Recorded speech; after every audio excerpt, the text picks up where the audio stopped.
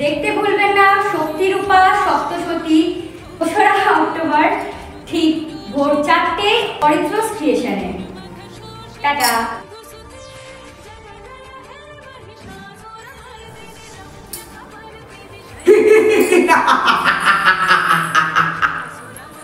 নমস্কার, আমি মহিষাসুর প্রিয়াংশু সাহা ওরফে আমি আসছি আগামী ২রা অক্টোবর ঠিক ভোর ৪টের সময় অরিত্রস ক্রিয়েশন চ্যানেলে শক্তিরূপা সপ্তশতী নিয়ে।